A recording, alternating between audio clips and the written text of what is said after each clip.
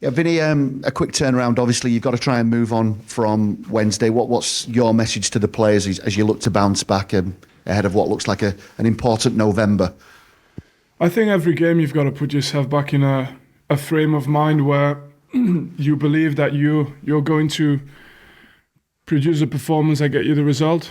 And I think sometimes a quick turnaround is not such a bad thing. So I think since yesterday it's been full focus on Crystal Palace and hopefully giving a good Premier League moment to our fans. Yeah, Saturday sees the youngest Premier League manager go up against the oldest. Roy Hodgson was very complimentary about yourself on Thursday. Do you see yourself getting past the 400 game career landmark like he did recently? What's your view going into Saturday's game? I don't know, but I looked a little bit obviously at his history as a coach, and you see, started in the 70s, I think, and then went through so many countries, so many leagues. So in terms of experience as well, it's different type of experience than if you say just in one country. And so he's a man with knowledge of the world, and you bring that into your management style, of course. And I can see why he's still doing it. I can see the passion in him. I'm lucky to have a father who's around the same age and still just as active as I see Roy Hodgson at the moment. And yeah, I think all of us wish to be as healthy and energetic at his age. Sure. Just rewinding briefly, Vinny, back to the Bournemouth game, the controversy surrounding VAR, the J. Rodriguez disallowed goal. Has there been any talks between yourself, the club, and the game's authorities, PGMOL, about what happened? The fact that it took them 5 minutes to then agree with the original on-field decision, and yeah. What are your thoughts on where we're at right now with it? Yeah, look, for me, I have to put the game behind me as well a little bit because I can go back through the season and I don't want to constantly be putting ourselves in a victim situation. I think the one of the positive things I have to highlight is that there are open conversations, so we do voice our opinion. We don't always agree, but at least there's a discussion and there's a way to maybe change some perspectives as well. And look, at this moment in time, it's been a succession of events that we could have done without, but we have to move on and focus on the next game and make sure that we get what we're out there to do every weekend, and we get the rewards tomorrow. Sure. And JJ Watt has given an interview this week that he used the word frustrating, but also the need to bounce back. It looks like a united effort to try and get this first home win of the season in the Premier League and use that as a launch pad going forwards. Yeah, look, JJ is someone that I speak to as well, and is a former elite athlete in a different sport. But when you're in sports, and when you get to the level he's got to, when you go through difficult times. And I want to put things into perspective because obviously historically in the Premier League, there's very few times where it's not been difficult for Burnley, right? There'd be a few highlights, but I think when you put everything into context, you know that there's a way to be in these moments. There's a type of togetherness you need in these moments, a type of rallying you need from the team in these moments, and that throughout the entire season. It's a long season, and I think that an elite athlete like him will recognize these moments, and obviously that's something that makes sense. And but at the moment in time, I have to say this is something that I'm looking towards in terms of seeing as well, the character we have in the team as well. It's a good place. We have good staff, good people. We have also a good team that's working through it in the way that I would like to see them work through it, and that gives me confidence that they can level up. That's a mission for us. Appreciate it. Thanks, mate. Thank you. Thanks, Morning. Nate. Stuart, you okay? Yeah, morning, okay. Morning. Is there any sort of psychological barrier to playing at home this season? No, I hope it's. No. It's a lift for us. Yeah, it's always been massive. Roy Hodgson's first job in management was 10 years before you were born, and he's still going at 76. It's a stressful job. Can you imagine still doing it at that age? I take the example of my dad, and I would say yes, but I think you have to be exceptional in the energy you have. You have to be exceptionally driven. Like, he wouldn't have been allowed to drop his standards from when he started to now, and that's a tough ask.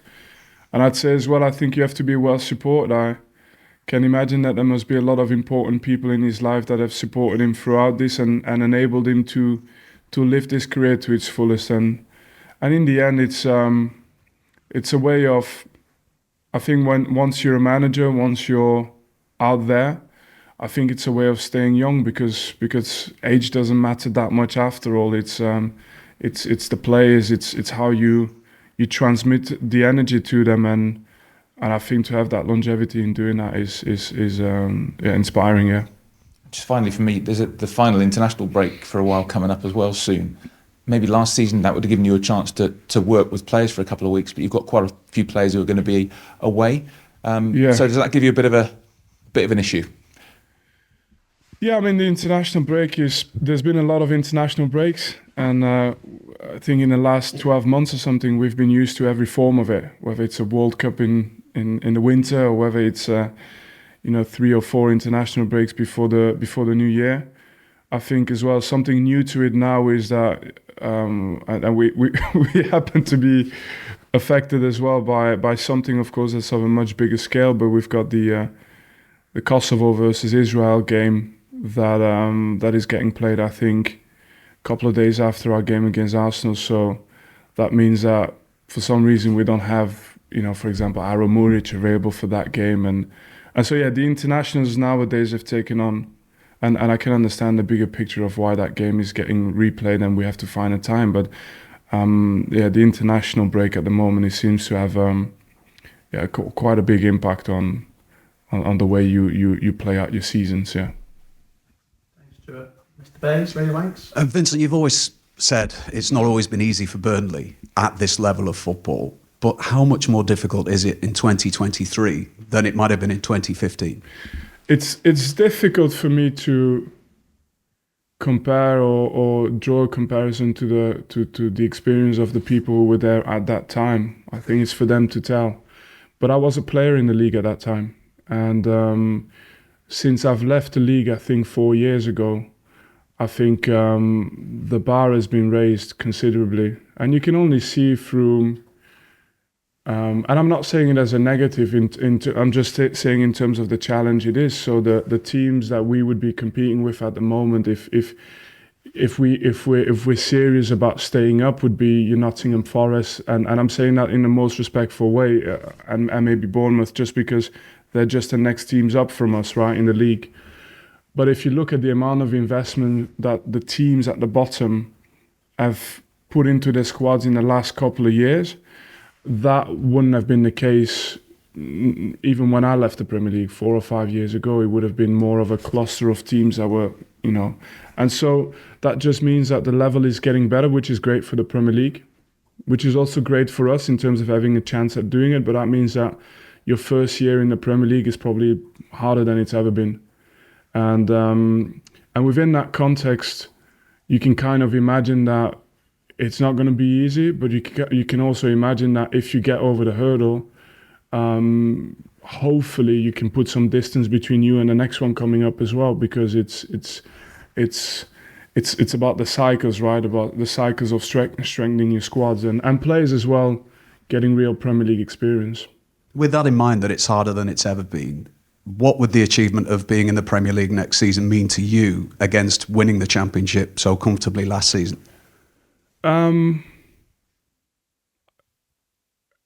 Did you say comfortably? It's a 46-game season. Nothing is comfortable in that season. And games were crammed in like never before because of a Winter World Cup. So nothing was comfortable about it. And and sorry, I remind you all, but we had 20 new players coming in, and however many players we faced this season that used to be at Burnley that left the club that we had to replace in the Championship. So we didn't come down like a strong Championship squad, like, it wasn't our story. So it wasn't comfortable, but it was nice. I think this season, you know, I think to be honest, it would be of equal order, and the reason being because it's a necessary step for the club in terms of I'm not going to say guaranteeing, but in terms of growing in this league. So it's a way. I really think that staying up is it's not just a way of saying this is what you're going to be doing for the next 10 years. I mean, staying up is a way for this club to grow into this league. I think this club can really grow in the league, but this year is by far the hardest.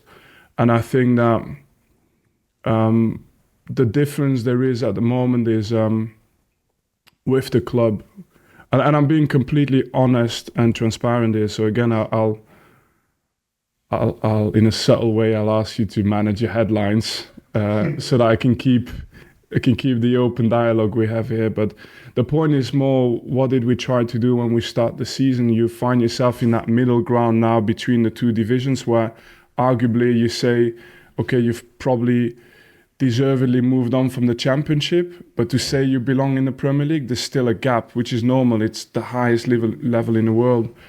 And you find yourself in that middle zone where I think the squad is still healthy for me in terms of you can go down really strong, but you can also grow into this league and be stronger in the years to come. And I think I explained it just as transparently before we got into the heat of the Premier League to try and give you a context behind the idea. So, look, we're in a position now where we will have to fight for every point, but we're not in a position, I don't think, where we're, we have to be too surprised or panicking about anything. And I think this transpires through this transpires throughout the club.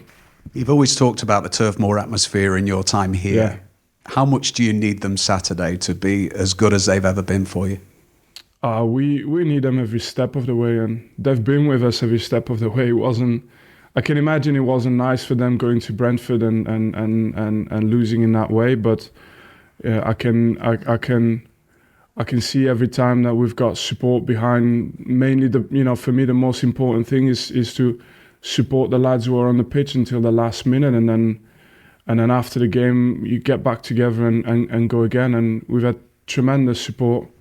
We had it in the Championship last year. There's been some memorable away games as well, and we've had it this year. We've had it at home. It's a massive part for us, and we need every bit we can use.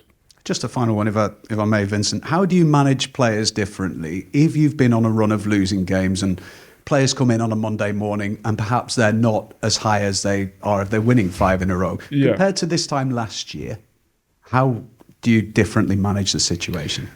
No, you just don't allow them to change their habits, change their standards.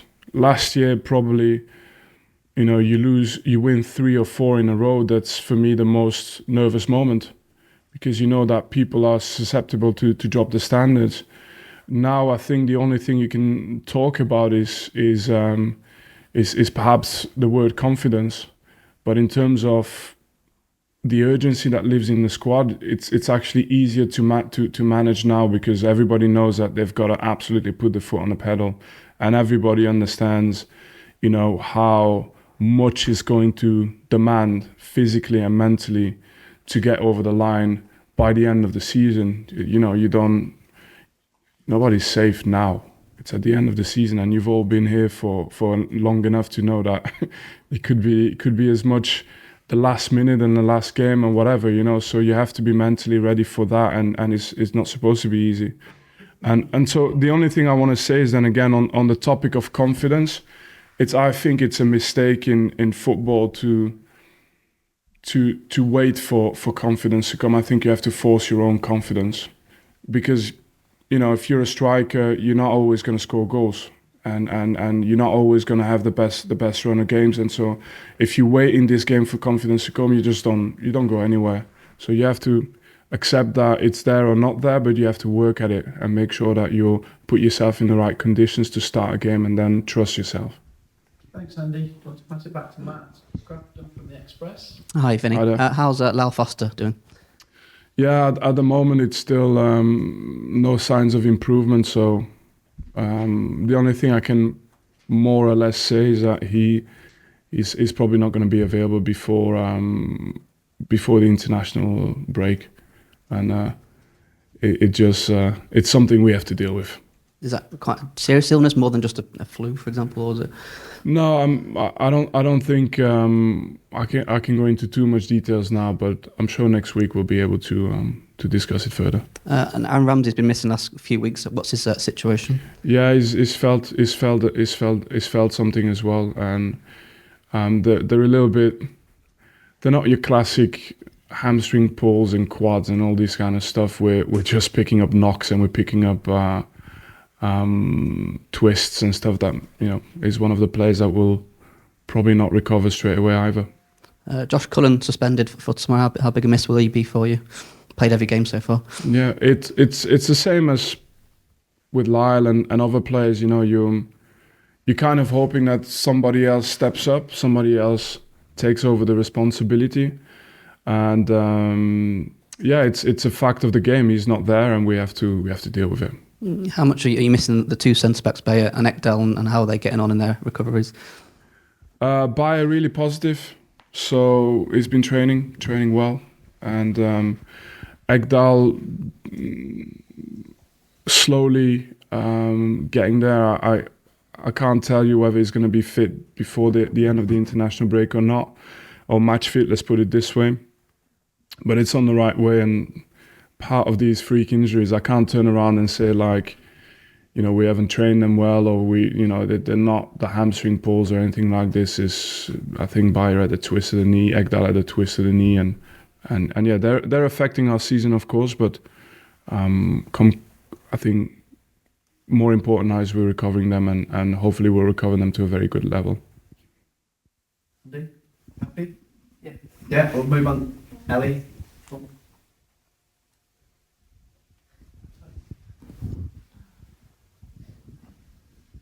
Hi, Vinny. Obviously, you've had very difficult games at home so far. Coming back to Turf Moor now, how important is it to try and get that first home point on the board?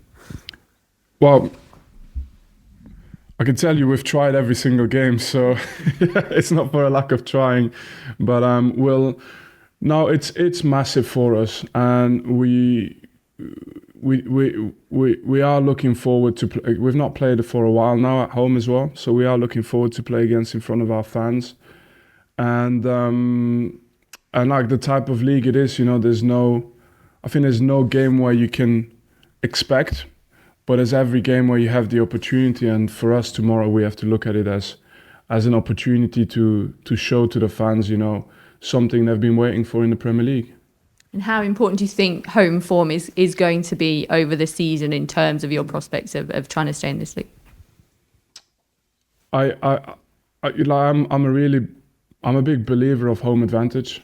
So I do think it's part of the makeup of any successful team. But then I've seen it sometimes, occasionally the other way around. So the key is to believe that you can get results everywhere, and really believe that. And for me, being at home should always give you an advantage, but the belief should be there in every game. And is Jordan Bayer, could he play tomorrow? Is he? There's a chance, yes. And how kind of big a lift would that be? Yeah, it would balance out a little bit on missing Cullen and Foster and whatnot. But I've always been someone that trusts the squad. So if collectively we can be at the levels, then usually you can pick up the for a few individuals that you're going to be missing. Thank you. Great, thank you everyone.